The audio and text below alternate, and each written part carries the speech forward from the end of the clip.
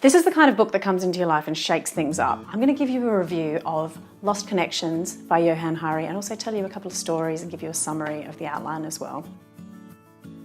I'm Anna Cheney, and the main reason I make these videos is because I want to empower women, especially women who experience anxiety. This book is very relevant to that. If depression and anxiety have been part of your life, I would really recommend this book. I've got a link below. I'm not getting paid to make this video, it's just a video that I wanted to produce. I love the many examples that Hari gives about the ways that people have pulled themselves out of depression and anxiety. I love his reference to the use of a cow as an antidepressant. It's a wonderful story. In the introduction, Johann Hari talks about getting gastro from an apple that he ate when he was overseas. And this reminds me of the analogy of if you break your leg, you seek treatment. Why do we think we can battle anxiety and depression on our own? It can be just as debilitating as a broken leg, if not more. And I really enjoy Johann Hari's writing and his storytelling. He's a journalist, he's done a lot of travel around the world. There's a lot of studies that he refers to in this book. He has battled anxiety and depression. He is not just looking at it from an outsider's perspective, but also from the perspective of somebody who has dealt with it himself. Johann Hari refers to anxiety and depression as being two covers of the same bad song. They go hand in hand, they're linked.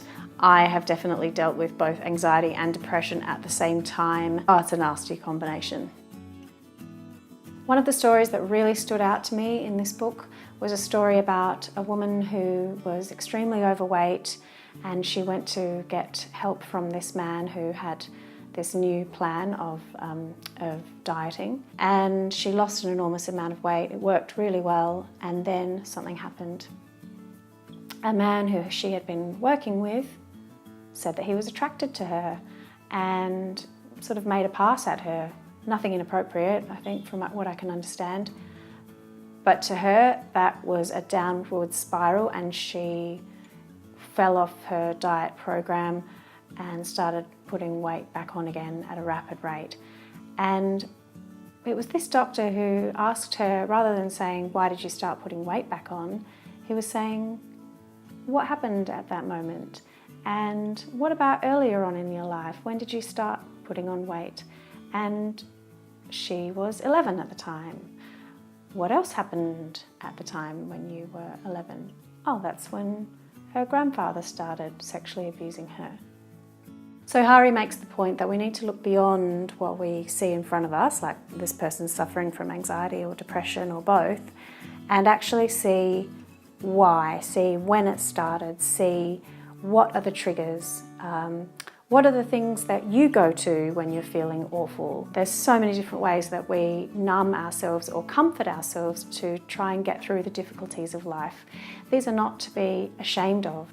These are ways that humans cope with difficulties in life. And that's another thing that Johann Hari is trying to do, I think, in removing the stigma and the shame around just trying to get through life. Johann Hari was told when he was diagnosed with depression as a teenager that there was something wrong with his brain and his brain needed to be fixed. Take these drugs and it will fix the chemical imbalance in your brain. A lot of this book is debunking that myth. There's quite a lot of emphasis on studies that have shown that antidepressants have largely a placebo effect. My concern is that people will go, "Oh, great, it's just placebo, I'll go off them then." The problem is not usually the anxiety or the depression. The problem is usually your job that you hate, or your relationship that you're stuck in, or the thing that happened to you last year, or what happened to you as a child. It's really inspiring, and I love that there's a real practical approach of ways that you can lift your own depression and anxiety without having to rely on medication. Whether you read this book or not, the most important thing for you to know is that if you struggle with depression or anxiety, you are not damaged goods. Humans are hardwired for connection, so that's the thing that you need to focus on. What is keeping you from getting close to people?